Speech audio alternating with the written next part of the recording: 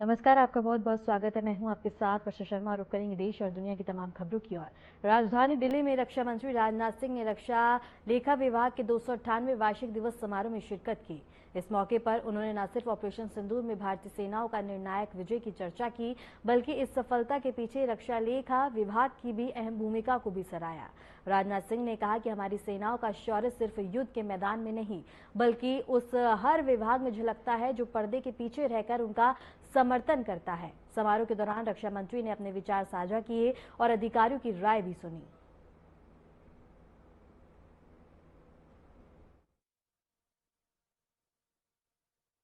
यानी 30 सितंबर तक capital budget का 50% एक्सपेंडिचर बुक कर लिया गया।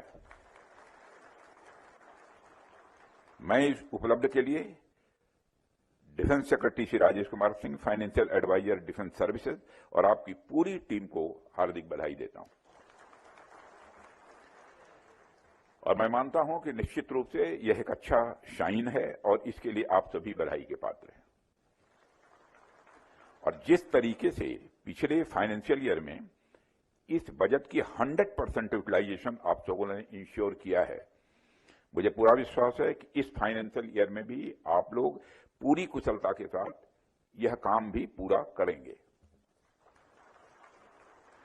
साथियों, भारत सरकार ने अभी हाल ही में एक प्रोग्रेसिव स्टेप लेते हुए, आप सबको जानकारी है, सारे देश को जानकारी है, जीएसटी रेट को इंप्रोवाइज किया है।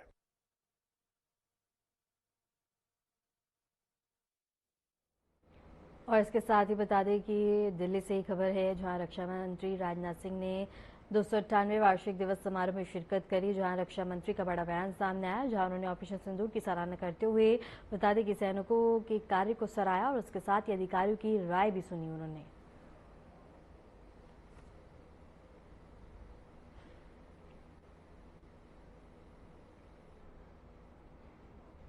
खबर दिल्ली से है, जहां मुख्यमंत्री रेखा गुप्ता ने वरिष्ठ भाजपा नेता विजय कुमार मल्होत्रा के निधन पर गहरा शोक व्यक्त किया। उन्होंने कहा कि विजय कुमार मल्होत्रा का जाना पार्टी और कार्यकर्ताओं के लिए अपूर्णीय क्षति है। उन्होंने विकास पुरुष के रूप में दिल्ली के लिए महत्वपूर्ण योगदान दिया और हमेशा समाज को आगे बढ़ाने का प्रयास किया। सीएम ने कहा कि उनका निधन एक युग की समाप्ति है। हम सबके बीच में से जाना सच में न केवल भारतीय जनता पार्टी का, बल्कि प्रत्येक कार्यकर्ता का अपना एक ऐसा नुकसान है जिसकी भरपाई कभी नहीं हो सकती। उनका कार्यकर्ताओं के साथ लगाव, पार्टी के साथ संबंध और समाज को आगे ले जाने की उनके अंदर जो भावना थी, एक विकास पुरुष के रूप में उन्होंने दिल्ली के हर एक काम को, हर एक प्रोजेक्ट को सिरे चढ़ाया। वर्षों से राजनीति में रहते हुए हमेशा दिल्ली के विकास की चिंता उन्होंने की और अपने आप में एक ऐसा स्तंभ संगठन का जिसने पार्टी को आगे ले जाने के लिए अपने जीवन का हर क्षण और शरीर का हर कण लगाया। हरियाणा के मुख्यमंत्री नायब सिंह सैनी ने चंडीगढ़ में प्रेस वार्ता कर प्रदेशवासियों को दशहरे की पावन पर्व की शुभकामनाएं दी। साथ ही प्रदेश में हुई भारी बारिशों को लेकर कहा कि पिछले दिनों हरियाणा में भारी बारिश के कारण कई जिलों में बाढ़ की स्थिति पैदा हुई थी। बाढ़ से फसलों और कुछ जान माल का नुकसान हुआ है। अत्यधिक वर्षा और बाढ़ से प्रभावित किसानों और अन्य लोगों के साथ सरकार मजबूती से खड़ी है। सीएम ने कहा कि ई क्षतिपूर्ति पोर्टल के माध्यम से उन्होंने भारी वर्षा के कारण घरों, घरेलू सामान और पशुओं की जो हानि हुई है उनके लिए मुआवजा के तौर पर 4,72,06,000 की राशि उनके खातों में पहुंचाई है। मुख्यमंत्री नायब सिंह सैनी ने कहा कि दिवाली से पहले किसानों को बारिश से खराब हुई फसलों का मुआवजा मिल जाएगा। इस बार फसल के लिए कर्ज लेने वाले किसानों की वसूली रोक दी गई। भारी बारिश के कारण कई जिलों में बाढ़ की स्थिति पैदा हुई है। बाढ़ से, भारी वर्षा से फसलों को नुकसान हुआ है, कुछ जान माल का नुकसान भी हुआ है। हम इस अत्यधिक वर्षा और बाढ़ से प्रभावित किसानों व अन्य लोगों के साथ हरियाणा सरकार मजबूती से खड़ी है। आज मैंने ई क्षतिपूर्ति पोर्टल के माध्यम से जो भारी वर्षा के कारण घरों, घरेलू सामान और पशुओं की हानि हुई है, उसके लिए 2386 जो लोग इफेक्ट हुए हैं उनको मुआवजा के तौर पर 4,72,06,000 रुपए की राशि आज उनके खातों में पहुंचाई गई है। हमारे किसान फसली ऋण की वसूली को भी हमने स्थगित करने का निर्णय लिया है। आज ही फसली ऋण की वसूली स्थगित करने की भी मैं घोषणा करता हूं। जिन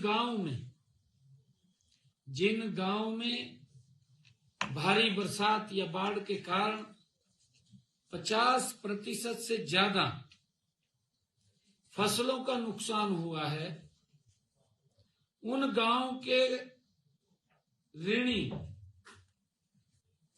किसान का फसल खराबा 33% या उससे अधिक हुआ है। ऐसे गांव के किसानों द्वारा सहकारी समिति के लिए खरीफ के चालू फसली ऋण की वसूली स्थगित की जाती है। इन किसानों को रबी फसल के लिए फसली ऋण भी उपलब्ध करवाया जाएगा। हमने फैसला किया है कि किसानों की परेशानियों को ध्यान में रखते हुए आज ट्यूबवेल कनेक्शनों के बिजली बिलों का भुगतान दिसंबर 2025 तक स्थगित करने की घोषणा करता हूं। दिसंबर 2025 तक ये बिलों के ऊपर नहीं लिए जाएंगे, उसकी सरचार्ज वो घोषणा करता हूं। जिन बिलों का भुगतान जुलाई 2025 तक किया जाना था, वे अब जनवरी 2026 से किसी भी अतिरिक्त शुल्क के बिना दे होंगे। कोई उनके ऊपर चार्ज या ब्याज नहीं लगेगा। अब उसको जनवरी 2026 तक बिना किसी अतिरिक्त शुल्क के वो दे होंगे, ऐसा निर्णय लिया है। इससे प्रदेश के 7,10,000 किसानों को तुरंत वित्तीय राहत मिलेगी।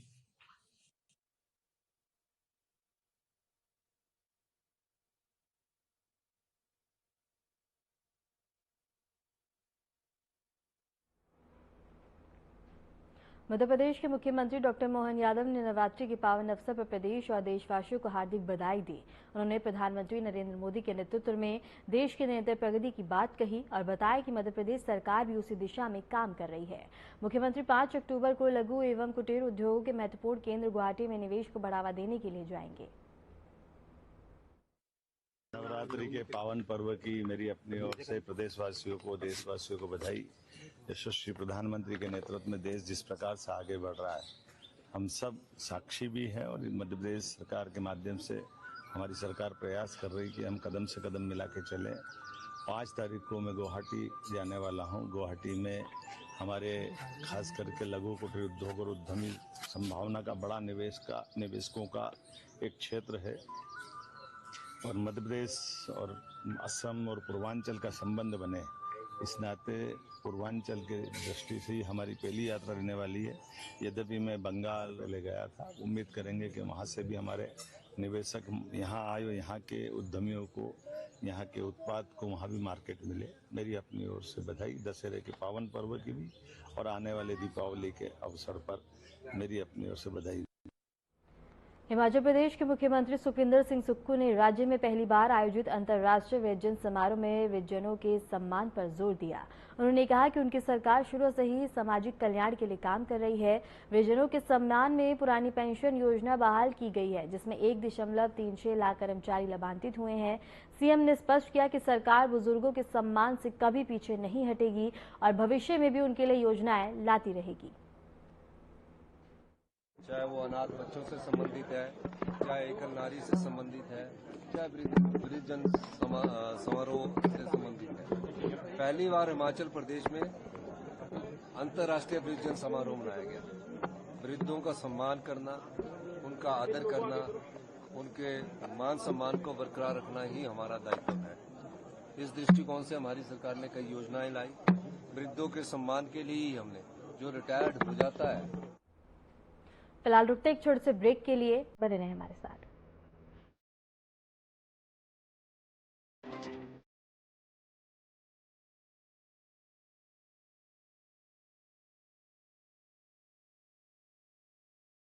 यशस्वी प्रधानमंत्री नरेंद्र मोदी के मार्गदर्शन में माननीय मुख्यमंत्री योगी आदित्यनाथ के बुलंद इरादों ने बदली है उत्तर प्रदेश की तस्वीर। एमएसएमई और निजी क्षेत्र का उद्योग व्यापार फलने फूलने लगा और 2 करोड़ से अधिक युवाओं को रोजगार मिला। देशी विदेशी निवेशकों को उत्तर प्रदेश में संभावनाएं नजर आईं और इससे 60 लाख से अधिक नौजवानों को मिले हैं रोजगार के सुनहरे मौके। निष्पक्ष एवं पारदर्शी प्रक्रिया से 8.5 लाख से अधिक युवाओं को सरकारी नौकरियां मिली। प्रदेश ने एक साथ 60,000 से अधिक पुलिसकर्मियों की भर्ती, 10 लाख से अधिक स्वयं सहायता समूह के माध्यम से 1 करोड़ से अधिक महिलाओं और बीसी सखी योजना के अंतर्गत 58,000 से अधिक महिलाओं ने रोजगार प्राप्त किया है। एक जनपद एक उत्पाद योजना से 30 लाख से अधिक और स्टार्टअप नीति के अंतर्गत 5 लाख से अधिक नौजवानों को मिला है रोजगार। युवाओं के हो रहे हैं सपने साकार। काम दमदार, डबल इंजन सरकार।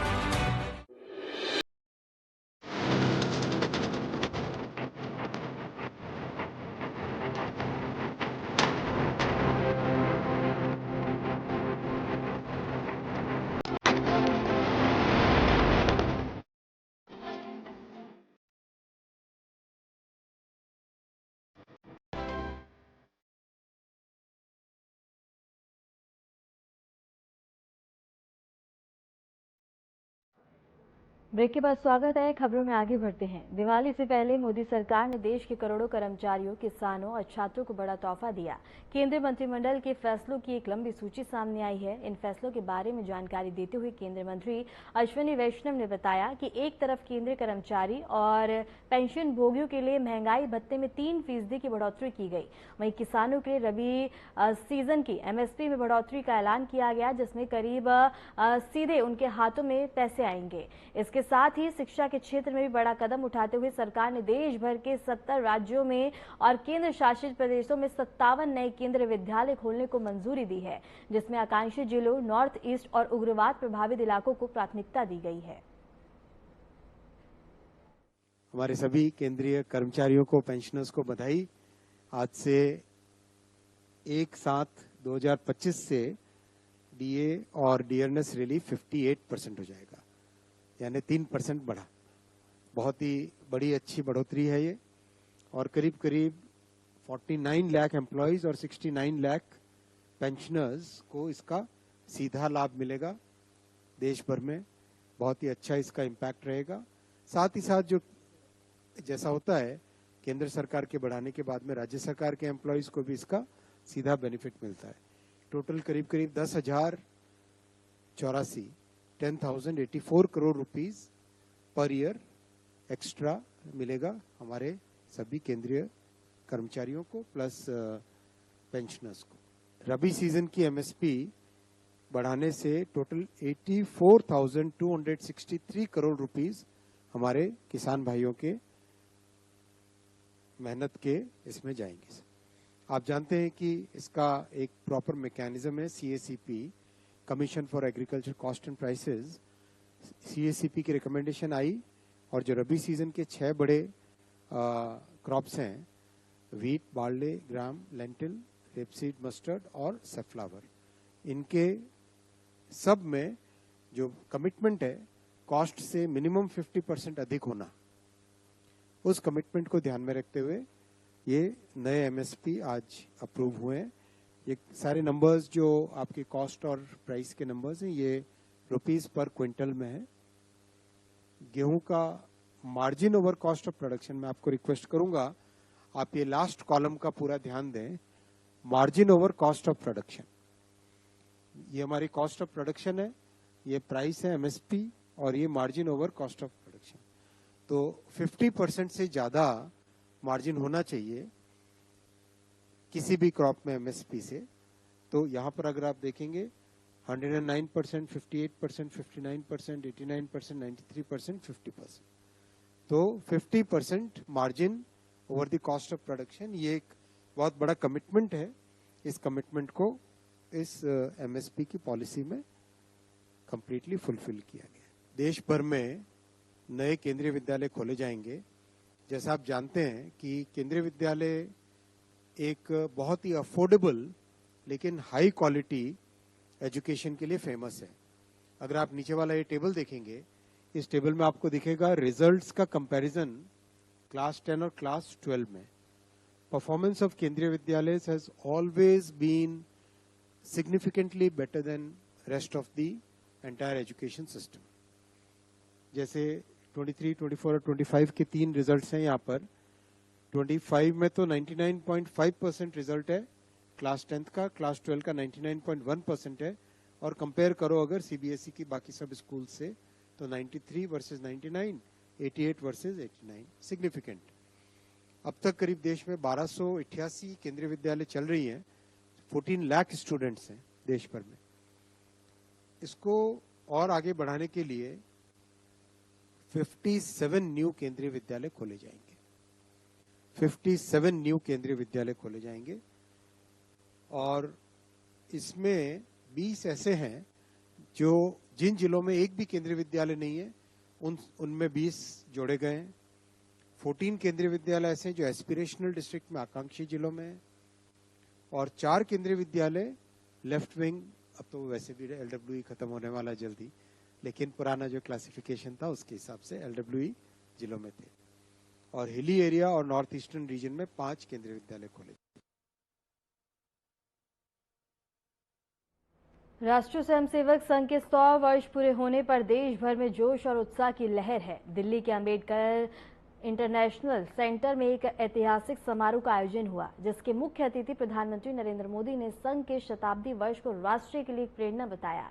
शताब्दी समारोह में बतौर मुख्य अतिथि शामिल हुए पीएम मोदी ने विशेष रूप से तैयार किया गया स्मृति डाक टिकट और सिक्का जारी किया। इसी को लेकर देखिए हमारी खास रिपोर्ट।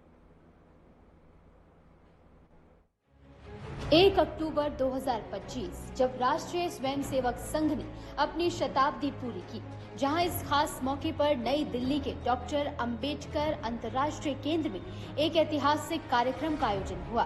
देश के प्रधानमंत्री नरेंद्र मोदी ने शताब्दी समारोह में मुख्य अतिथि के तौर पर हिस्सा लिया। प्रधानमंत्री नरेंद्र मोदी ने इस समारोह में संघ के 100 वर्षों के कार्य, उनके समर्पण और राष्ट्र निर्माण में योगदान को सराहा। उन्होंने संघ के स्वयं सेवकों को राष्ट्र के असली नायक बताते हुए कहा कि संघ ने हमेशा अनुशासन, सेवा और त्याग की भावना से देश को मजबूत किया है। कार्यक्रम में एक विशेष डाक टिकट और स्मृति सिक्का भी जारी किया गया, जो संघ के 100 वर्षों की गौरवशाली यात्रा का प्रतीक है। ये डाक टिकट और सिक्का मात्र प्रतीक नहीं, बल्कि संघ की स्थापना से लेकर आज तक की उसकी यात्रा की जीवंत गवाही है। इस डाक टिकट पर पहली बार भारतीय मुद्रा में भारत माता की तस्वीर अंकित है, जो संघ के राष्ट्र प्रथम के सिद्धांत को दर्शाती है। साथ ही सिक्के पर अंकित संघ को बोध वाक्य राष्ट्राय स्वाहा, इंद राष्ट्राय इंद नमः संघ की निष्ठा और समर्पण की भावना को अभिव्यक्त करता है। प्रधानमंत्री नरेंद्र मोदी ने इस अवसर पर कहा कि संघ ने हमेशा साधारण लोगों को असाधारण कार्यों के लिए तैयार किया है। डाक टिकट और सिक्का इस बात की याद दिलाते हैं कि संघ न केवल सामाजिक और सांस्कृतिक जागरूकता का केंद्र है, बल्कि वह राष्ट्र निर्माण में भी एक महत्वपूर्ण प्रेरणा स्रोत रहा है। संघ की स्थापना 1925 में डॉक्टर केशव बलिराम हेडगेवार ने नागपुर में की थी। तब से लेकर आज तक संघ ने अनुशासन, सेवा और समर्पण के साथ देश को मजबूत बनाने में अपना अमूल्य योगदान दिया। ये डाक टिकट और स्मृति सिक्का इस अमूल्य यात्रा को सदियों तक याद रखने का एक ऐतिहासिक दस्तावेज है। तो वहीं इस खास मौके पर प्रधानमंत्री नरेंद्र मोदी ने मंच से संबोधित करते हुए कहा कि संघ के स्वयं सेवकों ने कभी कटुता नहीं दिखाई, चाहे प्रतिबंध लगे या साजिश हुई हो। सभी का मंत्र रहा है कि जो अच्छा है, जो कम अच्छा है, सब हमारा है। पीएम मोदी ने ये भी याद दिलाया कि संघ के स्वयं सेवक 1963 से गणतंत्र दिवस की परेड में भाग लेते आ रहे हैं, जिस पर उन्होंने गर्व व्यक्त किया। ये परंपरा आज भी देशभक्ति और अनुशासन का जीवंत उदाहरण है। प्रधानमंत्री नरेंद्र मोदी ने संघ के सभी स्वयं सेवकों को राष्ट्र सेवा के प्रति उनके समर्पण के लिए कोटि कोटि शुभकामनाएं दी। संघ के संस्थापक डॉक्टर हेडगेवार के प्रति प्रधानमंत्री नरेंद्र मोदी ने अपनी श्रद्धांजलि अर्पित करते हुए कहा कि उन्होंने साधारण लोगों को असाधारण कार्यों के लिए तैयार किया। संघ की यही ताकत आज भी देश की सबसे बड़ी पूंजी है। चलिए अब आपको प्रधानमंत्री नरेंद्र मोदी के भाषण के कुछ खास अंश सुनवाते हैं। यह हमारी पीढ़ी के स्वयंसेवकों का सौभाग्य है कि हमें संघ के शताब्दी वर्ष जैसा महान अवसर देखने को मिल रहा है। मैं आज इस अवसर पर राष्ट्र सेवा के संकल्प को समर्पित कोटि कोटि स्वयंसेवकों को शुभकामनाएं देता हूं, अभिनंदन करता हूं। मैं संघ के संस्थापक हम सभी के आदर्श परम पूज्य डॉक्टर हेडगेवार जी के चरणों में श्रद्धांजलि अर्पित करता हूं। साथियों, आज महानवमी है। आज देवी सिद्धिदात्री का दिन है। मैं सभी देशवासियों को नवरात्रि की बधाई देता हूं। कल विजयादशमी का महापर्व है। अन्याय पर न्याय की जीत, असत्य पर सत्य की जीत, अंधकार पर प्रकाश की जीत। विजयादशमी भारतीय संस्कृति के इस विचार और विश्वास का कालजयी उद्घोष है। कल हमारे एक पुराने स्वयंसेवक और संघ के हर मोड़ पर कहीं न कहीं उनका स्थान रहा है। ऐसे विजय कुमार मल्होत्रा जी को हमने खो दिया। मैं सबसे पहले उनको आदरपूर्वक श्रद्धांजलि देता हूं। आज जो विशेष स्मृति डाक टिकट जारी हुआ है, उसकी भी अपनी एक महत्ता है। हम सभी जानते हैं 26 जनवरी को गणतंत्र दिवस की परेड की कितनी अहमियत होती है। 1963 में 1963 में आरएसएस के स्वयंसेवक भी 26 जनवरी की उस राष्ट्रीय परेड में शामिल हुए थे और उन्होंने आन बान शान से राष्ट्रभक्ति की धुन पर कदम ताल किया था। इस टिकट में उसी ऐतिहासिक क्षण की स्मृति है। साथियों, संघ के स्वयंसेवक जो अनवरत रूप से देश की सेवा में जुटे हैं, समाज को सशक्त कर रहे हैं, इसकी भी झलक एक स्मारक डाक टिकट में है। मैं इन स्मृति सिक्कों और डाक टिकट के लिए देशवासियों को बहुत बहुत बधाई देता हूं। इस प्रकार राष्ट्रीय स्वयंसेवक संघ की शताब्दी समारोह ने न केवल संघ की 100 वर्षों की गौरवशाली यात्रा को यादगार बनाया, बल्कि प्रधानमंत्री नरेंद्र मोदी के शब्दों में ये भी स्पष्ट हो गया कि संघ का राष्ट्र प्रथम का मंत्र आज भी उतना ही प्रासंगिक और प्रेरणादायक है जितना कभी था। संघ की ये शताब्दी यात्रा सेवा, अनुशासन और समर्पण की मिसाल है, जो हर भारतीय के लिए प्रेरणा का स्रोत है। प्रधानमंत्री नरेंद्र मोदी के संदेश ने हमें ये याद दिलाया कि देश की प्रगति और एकता के लिए समाज के हर हिस्से में योगदान आवश्यक है। डाक टिकट और स्मृति सिक्का जैसी स्मृतियां हमें हमेशा संघ की उस शक्ति और भावना की याद दिलाती रहेंगी, जिसने सदैव राष्ट्र निर्माण को सर्वोपरि रखा। Bureau report, RNTV। फिलहाल के लिए खबरों में इतना ही, और ऐसे ही देश और दुनिया की तमाम खबरों को जानने के लिए बने रहें हमारे साथ।